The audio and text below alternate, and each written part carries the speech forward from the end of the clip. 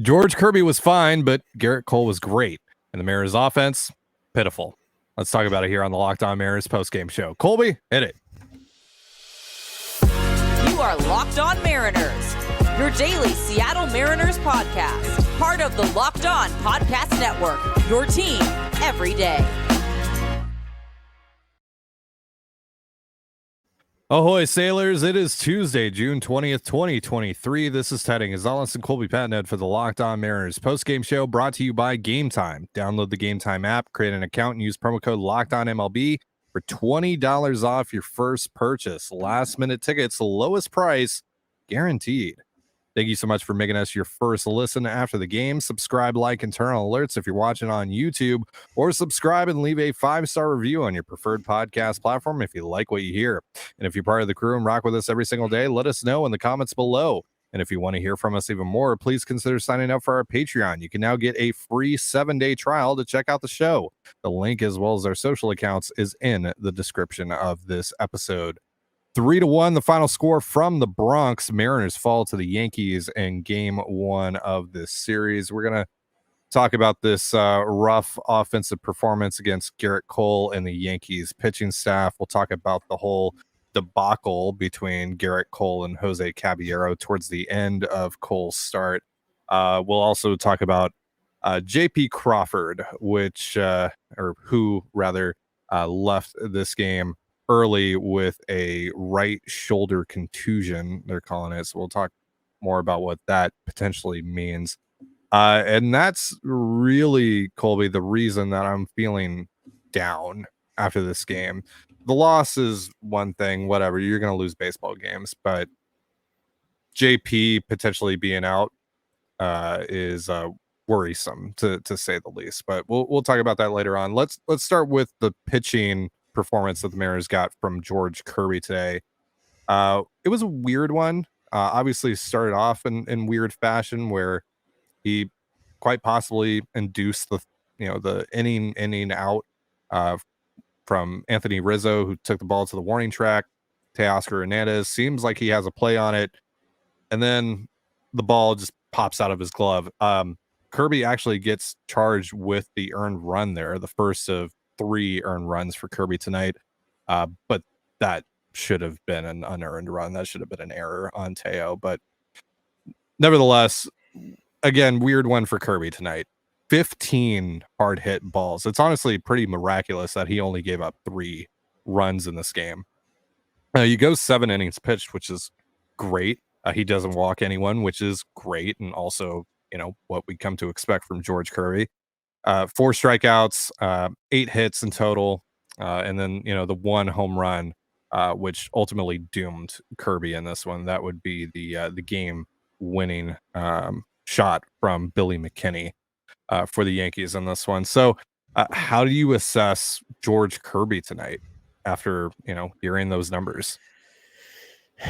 He was okay. It certainly seemed after the first 2 innings, there was a lot of hard contact, not a lot of whiffs. And it seemed like Kirby was on kind of the track to kind of do what he's been doing along with Logan Gilbert the last few times out, which is 1 great outing followed by 1 terrible outing.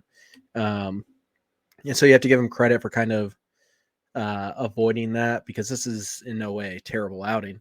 I'd struggle to call it a really, it's not a great outing, despite, in all reality, he gave up 2 runs in 7 innings at Yankee Stadium. Yeah. It's still, I wouldn't call it a great outing. There wasn't a lot of whiffs. He only generated 4 whiffs today, just a 29% called strike plus whiff. And this is just going right back to what we've talked about in the past. How are teams going to attack George Kirby? They're going to be very aggressive on the fastball early, because they know that Kirby throws a lot of fastballs, and they know that Kirby is always in the strike zone. So they're going to be aggressive. And that's something that Kirby has to find a counter for. And to his credit, he did. It looked like around the second time through, Kirby started to go to the slider more. He threw more sliders than fastballs. Well, more sliders than either individual fastball. Still, fastball heavy, but forcing 2-seam. But the slider was his primary pitch tonight. Threw it 35% of the time. Really mixed it in. He got 13 called strikes with the slider. That's a pretty big number. 13 called strikes on 33 sliders. That's a big number. He also got 3 whiffs on that pitch. It was by far his best pitch, and only 5 balls hit in play. The average exit velo of which were 80 miles an hour. So the slider was really his best pitch tonight, and it's a credit to Kirby and Raleigh that they made that adjustment on the fly. It was very clear that the Yankees were hunting fastballs early. They were looking for fastballs up in the zone, but they knew where the strike zone was. They weren't chasing above the zone, so that they were getting fastballs in the middle of the plate, and they weren't missing them. And then Kirby started to mix in the slider a lot more.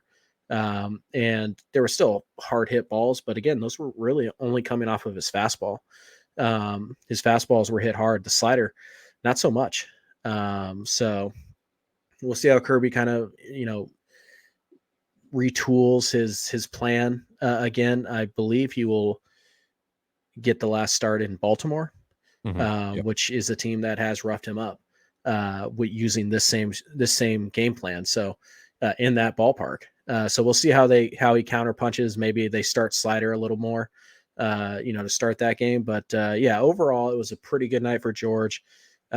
Really pitched better and also worse than his stat line might indicate. I'd be interested to know what his FIP was for tonight's game, because I don't know if I've ever seen a starting pitcher give up 15 hard hit balls in a game, and not one that went, really two earned runs at Yankee Stadium with 15 hard hit balls. That's this is like a unicorn performance because, like, again, Yankee Stadium, it's a glorified little league ballpark.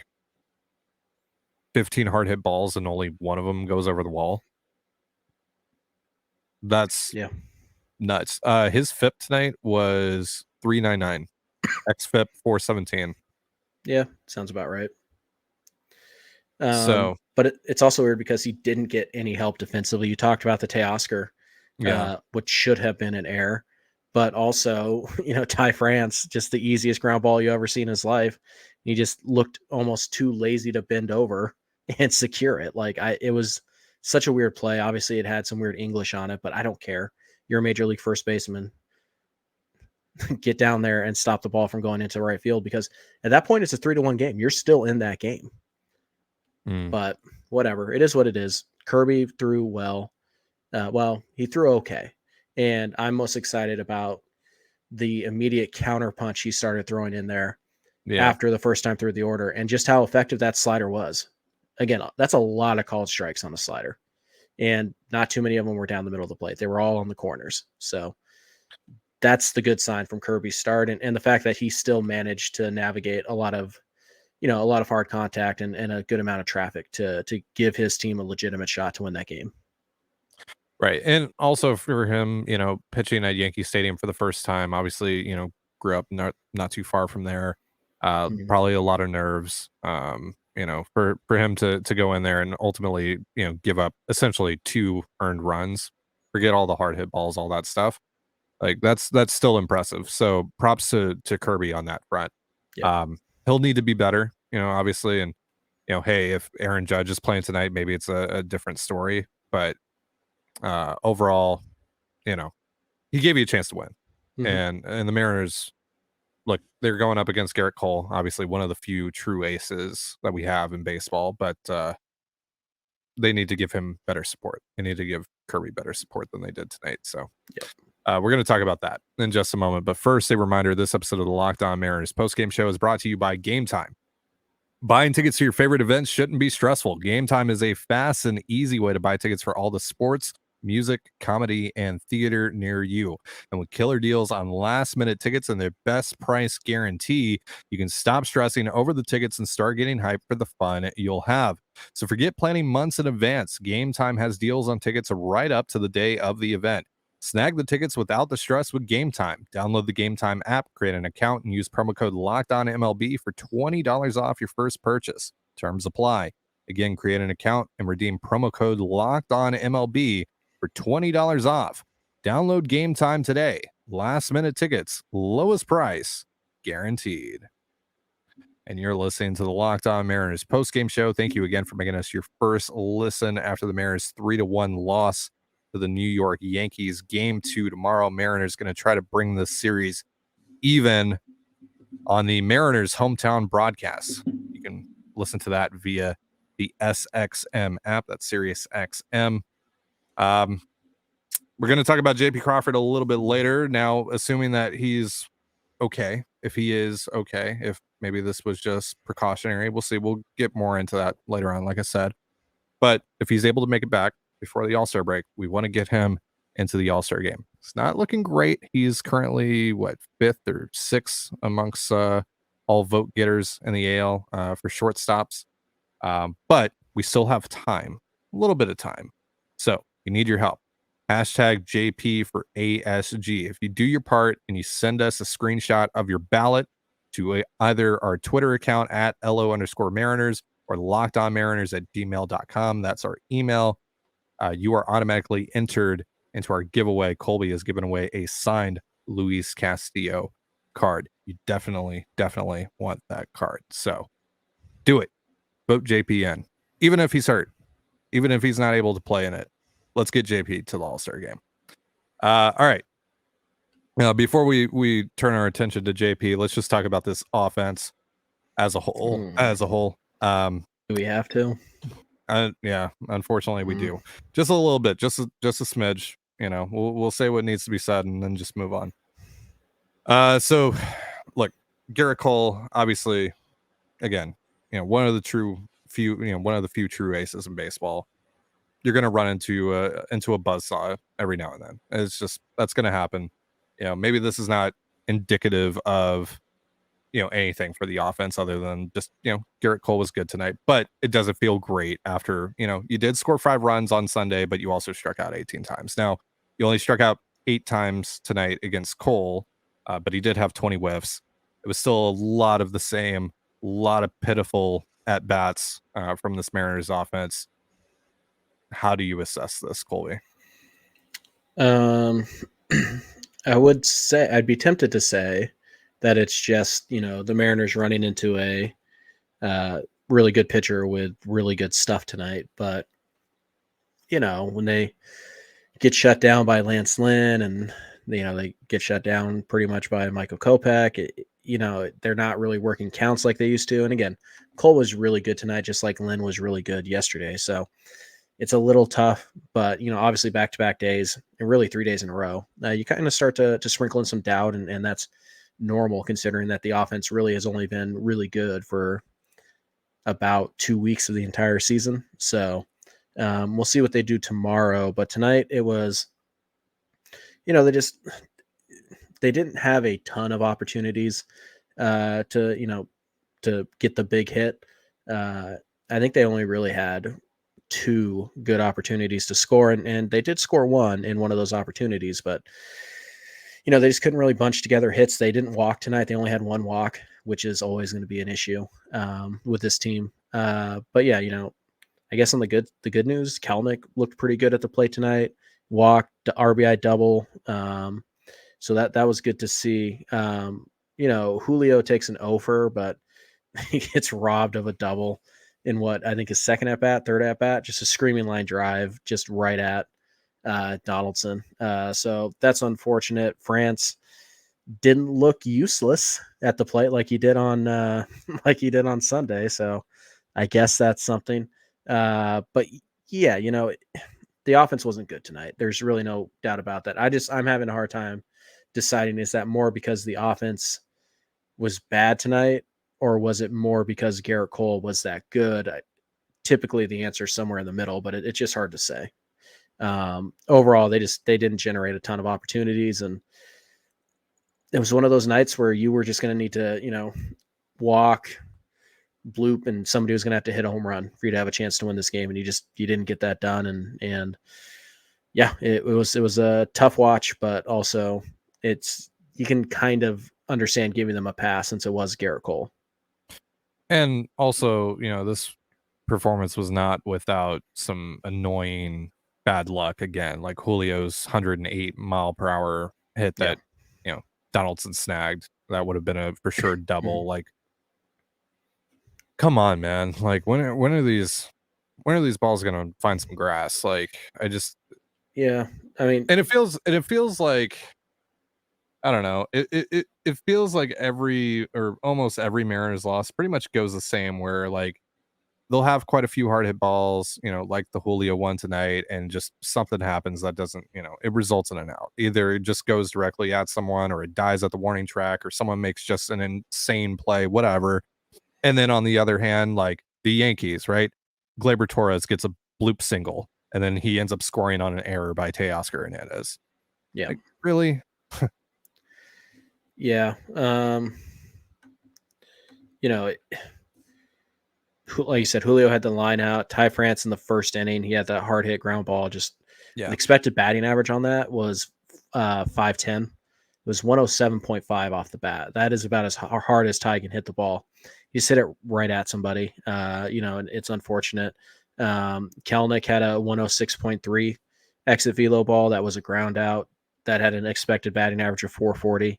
And it just feels like the Mariners aren't even getting the 50-50s to land for them. It's just everything that can be caught is. And, it's a bit frustrating, but overall it just, you didn't string together enough quality at bats to give yourself much of a shot against Cole or really anybody tonight. So like I said, it's tough to grade because Lynn's stuff in command was so good on Sunday. And then Cole is just overall, he's just good. Like, there's no qualifier there. That, what do you want to say about it? But either way, it's been rough. It's been a rough, I would say, of the last 30 innings, you've had 3 good ones. So you need more consistency than that. So just kind of a hard night to judge the offense, but at the end of the day, they obviously didn't get it done. They only scored 1 run at Yankee Stadium. You're not going to win 1-0 at Yankee Stadium. So you got to find a way to score more. You're listening to the Locked On Mariners postgame show. Thank you again for making us your first listen after the Mariners 3-1 loss to the New York Yankees. You can catch game 2 of this series tomorrow on the Mariners hometown broadcast with SiriusXM via the SXM app. So Cole ended his start, or just about ended his start, with a really interesting situation, an interesting send-off to Jose Caballero and the Mariners. We could see this coming from a mile away with Caballero. Caballero's obviously like, he's ruffled some feathers with how he games the pitch clock, which that's totally fair for him to do. And he's one of these guys that has kind of grown up in the minor leagues as they've tested out the pitch clock. He's used to it, more than guys like Gerrit Cole, obviously. Like, this is brand new to someone like Cole. For Caballero, he's been doing this for a couple of years now. But we could see Martin Maldonado take exception with him. Obviously Lucas Giolito on Saturday had the the stare down or whatever, and then now Cole took matters into his own hands tonight, threw 97 mile per hour fastball over Caballero's head by like 15 feet, which I want to say something on that in a second, but then he wags his finger at the Mariners dugout, etc. He has some words for Caballero as he's walking off the field, whatever.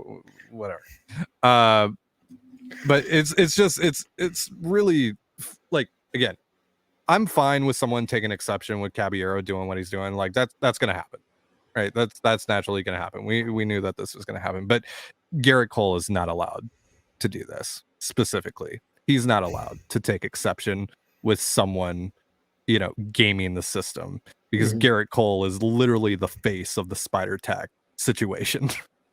So this is not up for him to decide. This is not up for him to gatekeep. Wasn't the illegal sanctity of baseball. It wasn't illegal to use spider tack when I did, and it's not illegal for Caballero to keep his head down until there's 9 seconds on the pitch clock. Like, that's not illegal either. So which one is it? And as for the, like, it's let's just call it what it is. It's pretty soft of Cole to, I struck out a 26-year-old career minor leaguer. I'm going to wag my finger at him. It's like, you're Gerrit Cole, dude. Like, you have a $300 million contract. You might be headed to the Hall of Fame. and you let a 26-year-old quad A, second baseman get in your head like that for what? Literally following the rules, like just taking the rules to his best advantage that he can, like you've done in the past. So yeah, it was pretty funny. And then ultimately, like I do think it's funny that that Sims and Goldie weren't quite willing to come out and be like, oh, that was an intentional, like that was Cole throwing over the head of Caballero. They're like, oh, what are you supposed to happen there? It was 97 miles an hour, guys. It's like, an 0-2 count too. Yeah, like clearly, with 2 outs. Like clearly, Cole thought he was going to prove a point, but I don't see what it did because it was never a threat to Caballero or anybody except for maybe the guys behind home plate. So that's like what did it accomplish? That's the point that I wanted to make here. What message are you hoping to send to Caballero by sailing a ball 15 feet? Yeah. Look, don't throw at anyone's head under any circumstance, right? But yeah, I mean, if you want to throw up and in to like prove a point, but that will send a message. This, whatever that was, that's not going to send any message. Jose Caballero is not going to see that, or he probably didn't even see the ball, but he's not going to, witness or know that happened to him and go, you know what? Maybe I should change my ways. Maybe I should think twice about what Jose Caballero's thinking. It's working. Yeah, I'm going to do that more. Actually. Yeah. Look at that. It's working. Yeah. Yeah. I just don't know what the ball over his head accomplished. Like, look, if you're going to throw at a guy, then fine, throw it over his head. That's better than throwing it anywhere, near his head. Yeah. So yeah, I don't want to, ride Cole too hard, because whatever. Ultimately, he didn't try to hurt anybody. It's just it's a chump move. It's kind of like Verlander when he was being hypercritical on the PED guys, and then his teammate got busted, and he's like, "That's my brother. I love him. We have to accept him for his mistakes." And it's like, yeah. It's like, do you, Justin? Because Gerrit Cole's done much worse, right? Yeah, if we just want to be real about it, like in terms of, not necessarily cheating because it wasn't illegal at the time, but in terms of pushing the boundaries of the sport, he's done that more than Jose Caballero has. I'll just say that. And so for that reason, Gerrit Cole isn't allowed to do what he did tonight in my eyes. No, you just sit this one out, Gerrit. It's fine. Yeah. But yeah, so that was kind of a fun little thing that happened in a game that ultimately didn't have a lot of highlights if you're a Mariners fan. So yeah, I mean, but I don't know what the point was because again, like you said, Caballero's not walking away from that encounter being like, oh man, I gotta tone this down a little bit. I gotta reel it in or I might get busted up. That ball might have hit me if I was on, a New York fire department ladder going up a high-rise building. That ball might have hit me. Like, no, of course that's not going to do anything. Like that's not even a pitch with a purpose. Because if you want to buzz him, then you do it below the shoulders and you throw it behind him or you throw it, near the inside corner because he does crowd the plate as well. You don't throw it 15 feet over his head. That doesn't accomplish anything. There are other ways to non-verbally express your frustration towar's Jose Caballero than that are probably going to be a bit more effective than that. That's that was just like, what's soft. Even the point of doing it at this? Like you didn't prove anything except for you're soft. Like that was whatever. Yeah, silliness. It was fun. I got a chuckle out of it. Honestly, I was just sitting there laughing at Gerrit Cole a little bit. Like, come on, dude. Well, it's really funny that he did one of the most get off my lawn things, and then literally wagged his finger like the get off my lawn guy. Like, Jesus. Mm-hmm. Yeah. All right. Enough of that. Gerrit Cole's gotten way more spotlight than he deserves on this show. So enough with him. Let's talk about JP Crawford. Unfortunately, again, this is really the reason that I'm bummed out after this game because Colby, the Mariners don't really have any answers at shortstop if JP Crawford has to miss extended period of time. And that's really because, one big reason here, Dylan Moore just doesn't look like he's able to produce at all at the major league level right now, which you and I were talking off air before we hit record on the show. That's not his fault. That really isn't his fault. He missed, all of winter. He missed all of spring training. He gets rushed back into his rehab stint, suffers a setback, he just hasn't had, the proper time.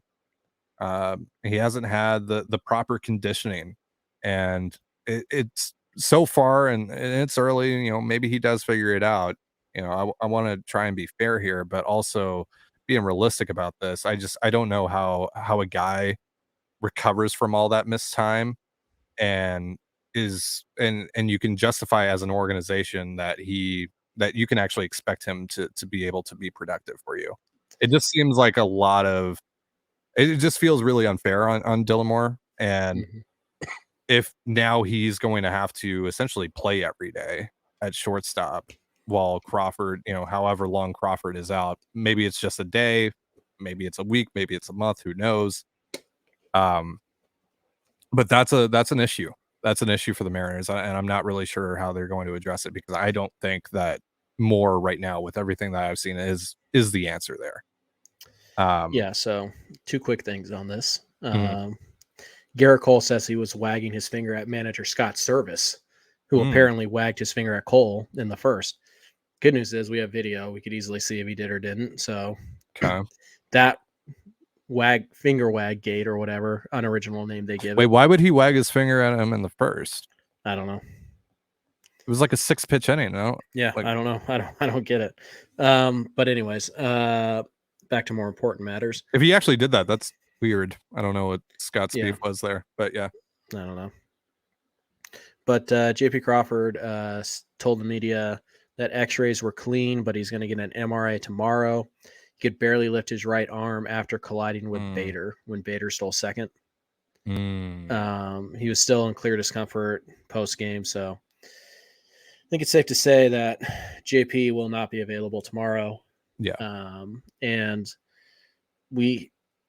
JP has a history of these minor little nagging injuries just completely draining him physically. He's never really gotten through a 162, physically strong. He'll play the games, but his performance usually suffers greatly with these little nagging injuries. So we'll see. I would imagine he's not in the lineup tomorrow. I guess keep an eye on what's happening in Tacoma. They're in the middle of a game right now. We'll see if anybody leaves, but my guess is it's not going to be for a couple of days.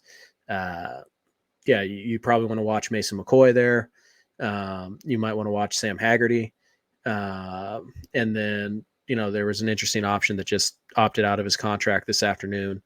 Was it Jose Iglesias? Mm, I believe he's opted out from another team. He clearly wants a major league opportunity. And if JP is going to miss, even just 10 days, giving Iglesias 10 days, your defense, is fine at that point. There's no major setback, and he might be able to, make enough contact, get a few hits that he's actually helpful, beyond the 10-day stretch. So yeah, I think that's what you're looking for. You want to look for Mason McCoy. You want to look for, Sam Haggerty probably, depending on how they feel, because Caballero can play shortstop. So they don't need a guy who can play shortstop in theory, because Moore can play shortstop.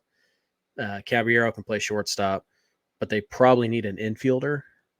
And they probably wanted to. that's the thing, right? It's like right now as things stand, Dylan Moore is playing every day, whether it's at second or short, Well, I mean, unless you want to start using Colton Wong, which Mm. I don't know the if they're Mariners going to. clearly do not. But you know what? Wong would have got a bunt single off of Cole tonight, and would have been followed by a game tying home run. Right, So that's on right. Scott.